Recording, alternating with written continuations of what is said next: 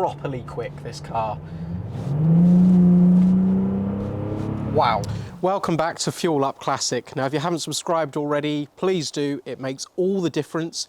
And if you love classic cars and you love modern classics like this Bentley I've got here, then this is the channel for you.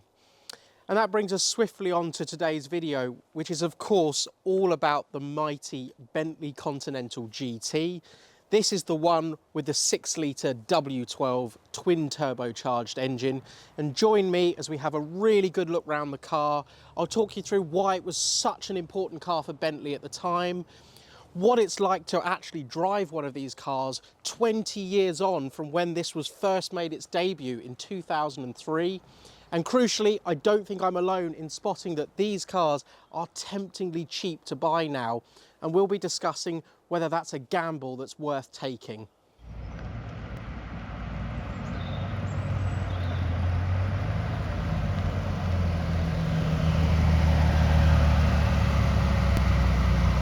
Let's just look at what buying a Bentley Continental GT can give you. From nose to tail, let's just run through some of the things with this car that I think make it a truly unique and really quite beautiful car. And I have to say, I'm a huge fan of Bentleys of old. You may have noticed my other video where I lived with a Bentley Arnage. For me, I love that traditional style of Bentley, but there's no denying that the Continental GT moved everything on to a new era. And now it offers this really great blend of, it still looks traditional, I think, inside. It's got those lovely Bentley features, but 20 years on, I still think this is a great piece of design.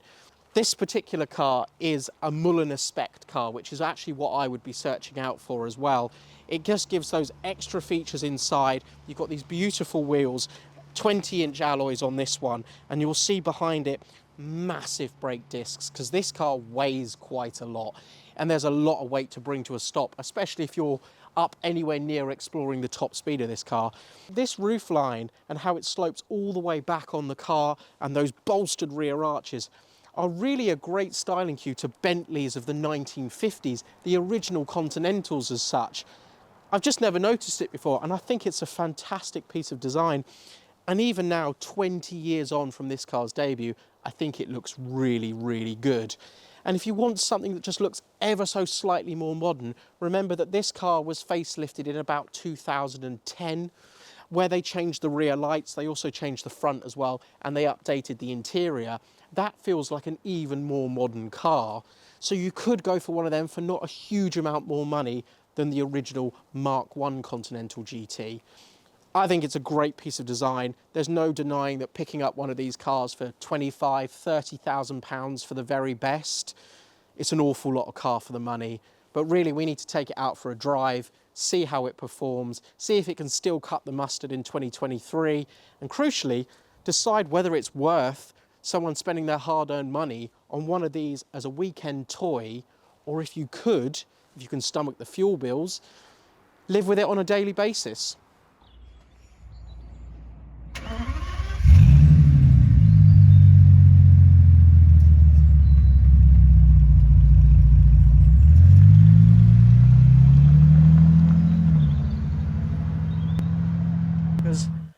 I've just by pure chance and coincidence been able to take a drive in one of my absolute dream cars. Pulled up in this, going to get out to go to the shop to grab something before filming this video. Along comes an Aston Martin DB5 Vantage in silver birch. We get talking, a fantastically enthusiastic owner says, "Do you want to go for a drive?" Of course, I had to take up that opportunity. That's a dream car of mine. It's a £1 million car as well.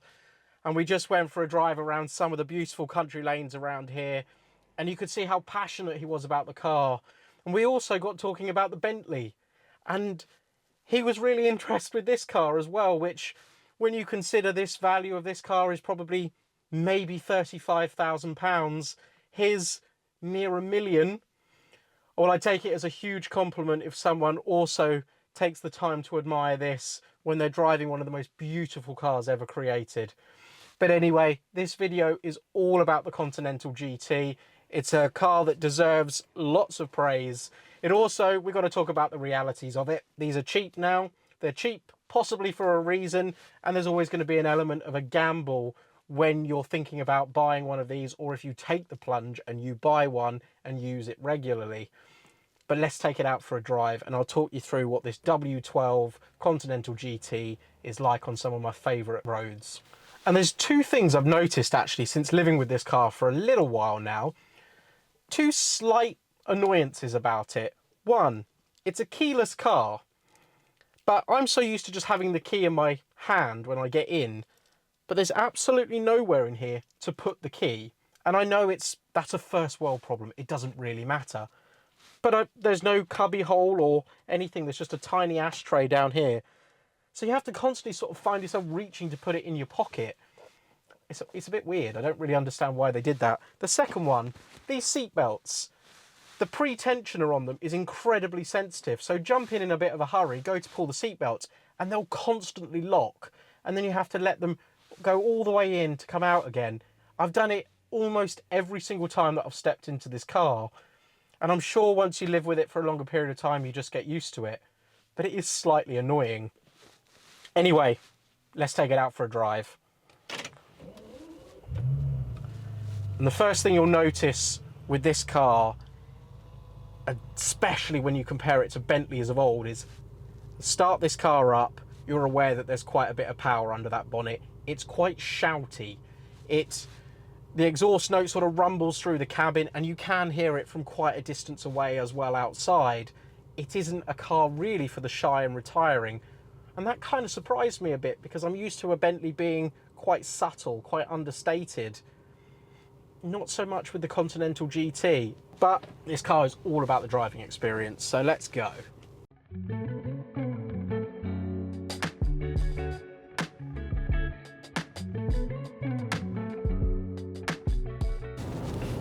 So now we're out on the open road. I can talk you through what it's like to be behind the wheel of a Continental GT. And it shouldn't come as any surprise that even though these cars are now cheap to buy, it still feels very special in here. This was a £100,000 plus car. And as I mentioned, this particular car has got the Mulliner spec, so it does have a few little extras on it as well that I just think really finish off this car to a lovely specification. And it doesn't feel dated. This is a 2010 car, just before the facelift came in. So it's right at the end of that. I suppose we could call it the Mark I Continental GT production run. But you step inside here and it feels like a Bentley. So the first thing I have to mention is the seats are really lovely. It's a beautifully comfortable place to be. This is a GT car, and for me that means it should be able to cover hundreds of miles over a day, and you should be able to step out of this feeling as though really you've just popped to the shops, and I think that's what this car offers. Another interesting thing is when you walk around the car on the outside, you realise just how big one of these cars is. It is smaller than an Arnage or anything like that, but it's still very wide, and it's still a big, heavy car. Inside, you feel like you're cocooned in luxury, is the best way to describe it. There's acres of wood and leather, even down to the sun visors and the headlining are all in this beautiful perforated leather throughout. It just feels like a really nice quality product in here. It all looks fantastic. This particular car is in really good condition, so there really is no wear whatsoever on the interior. And crucially, you can buy one of these for £25,000–30,000, maybe a little bit more for one like this, which is truly exceptional. And I always try and show the best examples of each model on the channel because it gives a benchmark of what to work towards. Don't buy a ropey example because it's just going to cost you more in the long run. It'll be a nightmare. Buy a good one like this in the first place. But crucially, let's say at the price point that this car is, it still feels like a quality special product. You still feel like you're in a Bentley.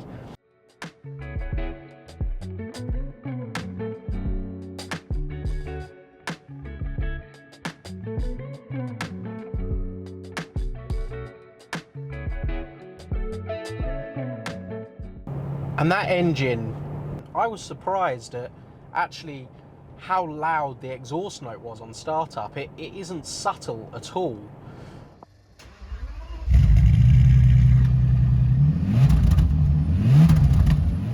But driving along now, we're doing 50 miles an hour on a British B road. I'm doing 1400 RPM and I can't hear the engine at all. It is whisper quiet in here. But touch the throttle, and even though this car dates back to 2003 when that made its debut, it's still quick. It's properly quick, this car. Wow. And what's surprising is that exhaust note fills the cabin. It actually changes the character of the car completely. Now, when you compare it to an Arnage, which that's got a big old engine in it, that's a 6 3/4 litre turbocharged V8. And that's quite funny how that car gets down the road as quickly as it does. But this is a car with a split personality. It can cruise along, but it can really kick up its heels and go when you want it to. And as I say, even today in 2023, this is a properly quick car. 0 to 60, sub 5 seconds. Top speed, 198 miles an hour. It's about 560 horsepower on tap here. 6-speed automatic gearbox, as they all were automatics. You can't have a manual option on this. And 4-wheel drive, so it's a bit deceptive really, because this car can handle all that power. You put your foot down and it just gets on with it. It gets on with the job. There's no tyre squeal. There's no sort of leaving big number 11s on the road as you roar away. This car just hunkers down, and before you know it, you're going much, much faster than you really should be. So it's got that enjoyment factor, and let's just have another little go as well. Now we've got a nice open bit of road. Wow. I think that's the biggest surprise. The biggest surprise with this car is the performance. I mean, you can read figures on paper, but until you're actually experiencing them, and I'm experiencing them sat in this leather-lined, wood-filled cabin, it just feels on a whole other level. A whole other level of power.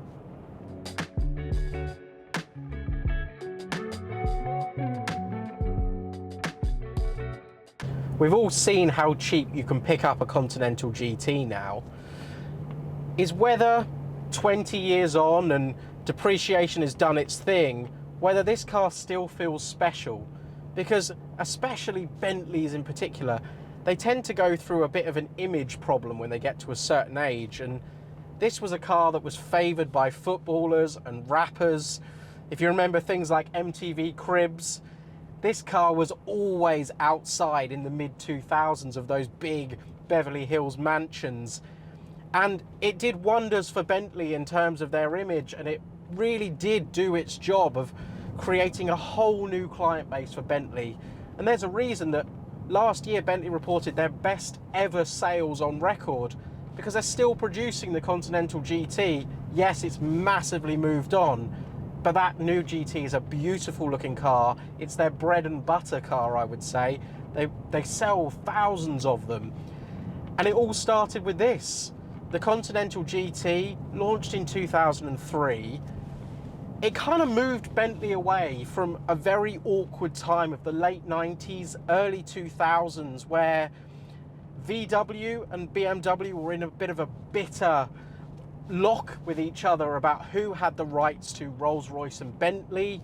Now that's sort of well documented, you can do your own research on that, but essentially the outcome of that bitter dispute was BMW went on to have the rights of Rolls-Royce and to produce things like the Phantom, and Volkswagen ended up with Bentley.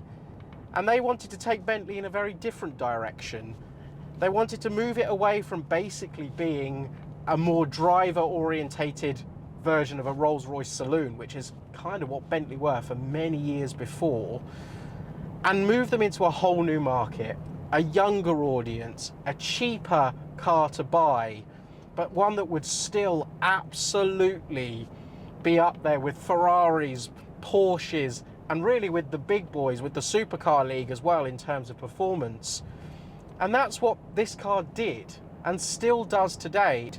That W12 engine, twin turbocharged, it's essentially two VR6 VW blocks welded together, a couple of massive turbochargers bolted on the side.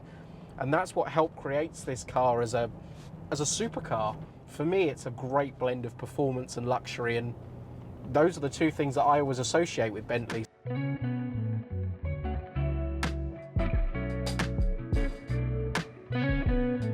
We can't deny the fact that running and owning one of these cars will cost you a lot of money, but it's whether the price is worth paying for the package that's on offer.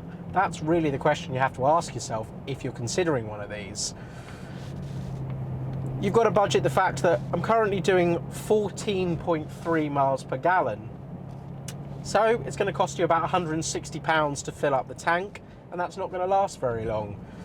A minor service, as simple as an oil change, that's going to be about £500 at a specialist. A major service, somewhere around £1,200. And if anything goes wrong, or when it goes in for that service they spot something else, which they usually do, expect to get your wallet out. You need to have a slush fund with a car like this, and you can't be too surprised if the odd big bill is thrown at you. It's just part and parcel of owning a car like this. So would I consider buying a Continental GT? Well, for me, I really love the old-fashioned style of Bentleys. I love the Arnage. It was my bedroom poster wall car that I was lucky enough to have and have lived with for quite a few years. So for me, that car will always be put on a pedestal above the Continental GT. But spending time with this one has made me realise, one, how much more the Continental GT moved the game on for Bentley. This is a far superior car in so many ways to the old Bentley saloons of yesteryear. It really is. And it doesn't feel that outdated now, even though this car is 13 years old. Bar the infotainment, which isn't the car's fault, everything in here still feels premium, and it feels like an amazing blend of luxury meets traditional. So I would have one of these cars. I think the image, depending on spec of what you buy, matters greatly on a Continental GT. Buy one in a really nice colour combination, and I think you'll have a great car that still feels and looks special. And it's done most of its depreciation now. You can pick these cars up, something like this, for £30,000, which is an awful lot of car for not a massive amount of money in the grand scheme of things. Yes, it's going to cost you a lot to run. That is a fact of life. But if you want a car that you can just use and enjoy, and I feel that there is absolutely no reason that you couldn't use one of these every single day and have a smile on your face every single time you use it, a Continental GT, over many of its rivals as well, is a fantastic car to go for.